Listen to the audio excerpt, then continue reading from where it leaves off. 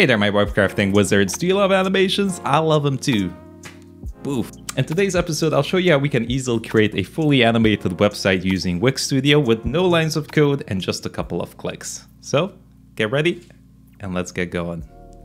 So let's get started from a blank slate. So I have nothing on my page, I removed everything, and let's start adding a nav. So if you go here to your global sections, you can add a header to your page. If you want to customize it, you can click here and manage menu, and you can add more if you want. If we head to mobile now, as you can see, I have another icon here. So where does that come from? How do we integrate that kind of functionality?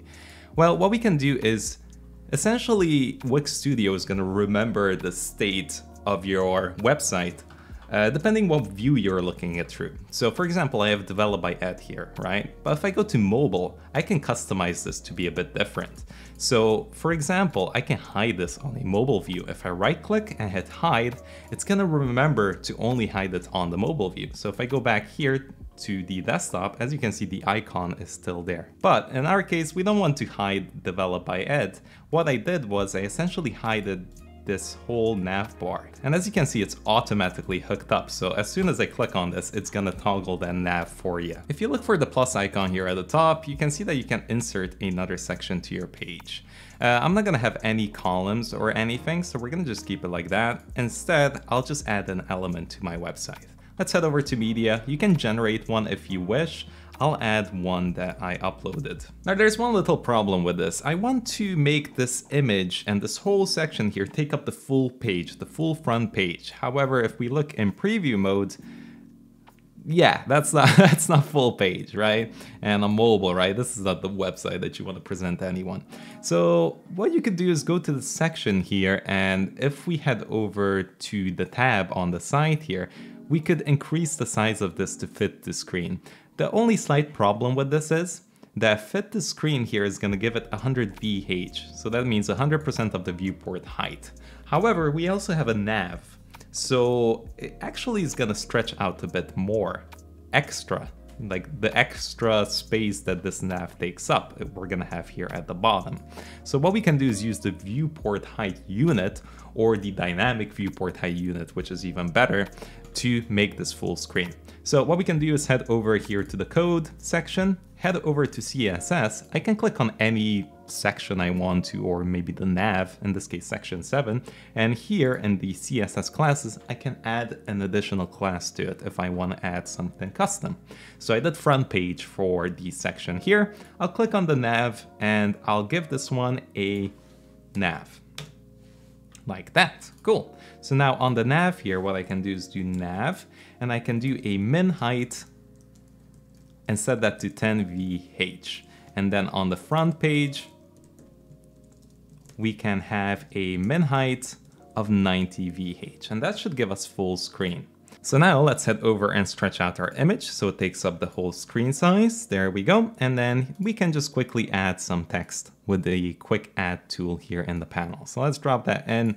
We're gonna call it capture. This is gonna be like a photographer's portfolio page. Captured, like that. And if we want to style this text, we can go here and pick a white color just so we can see it a bit better.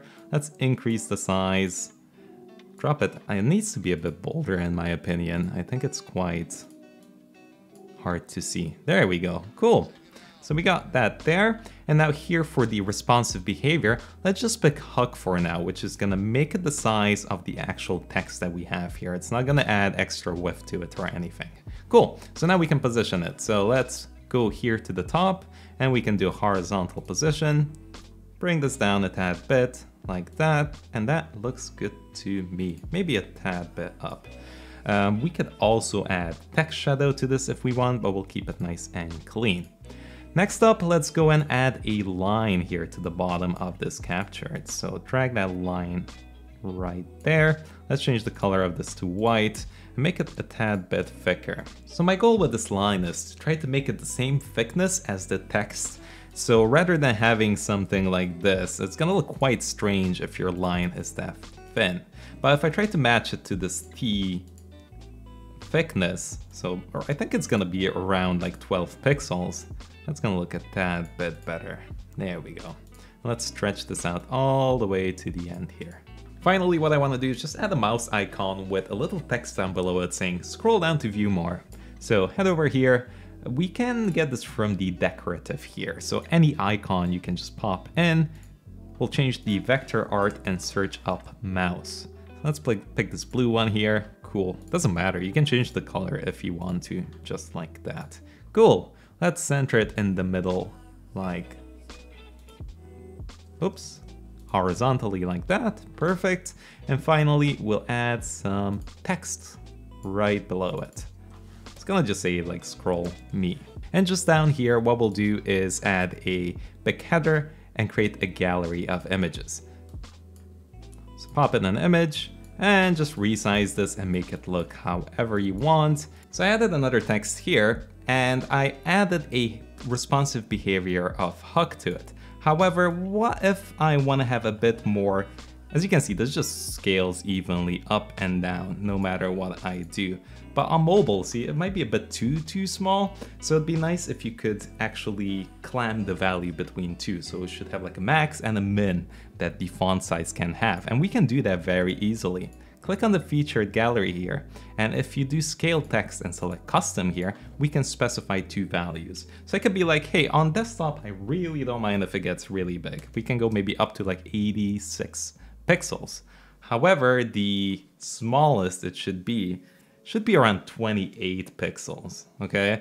On mobile, if you try to do a bit bigger than that, it might take up a bit too much space. So if we have a look now, look, that looks much better now. It scales much nicer. Oh, there's one more thing we're missing, is that little shutter icon here. We can head to Lottie Animations and click plus here, add to site.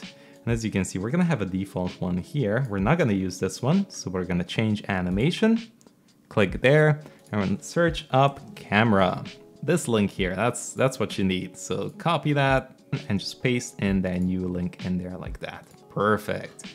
And now we can just take this and rescale it to the size we want. Let's actually start adding animations to this website. You'll be shocked how easy it is. Let's click on the capture one here and head over to this lightning symbol here. And you're gonna be presented with quite a couple of options. We can have animations on entrance. If we hover over an element, we can do it on scroll and loop as well if we just want to keep going with it.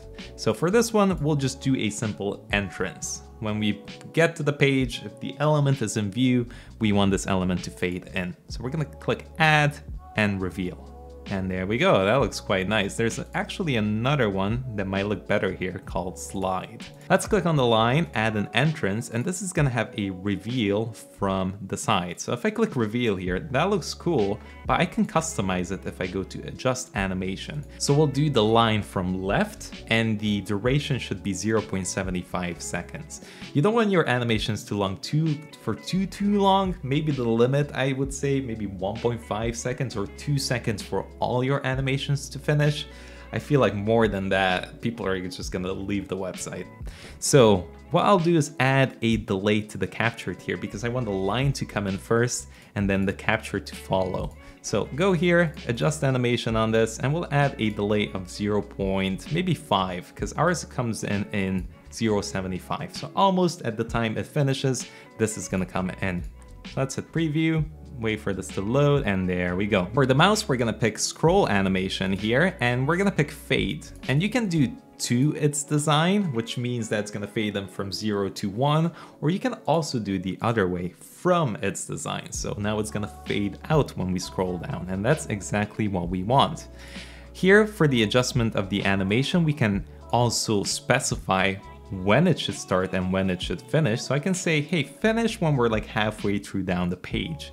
And I can also customize a starting animation, but for now we're just gonna leave it default. Here we go, let this load up. And as you can see, when I scroll down now, it starts fading. How cool is that? Cool, we're gonna do the same thing for the scroll me. Let's add a scroll animation and we're gonna do from its design. And maybe we can pick something different, something a bit more fun. How about we go with turn?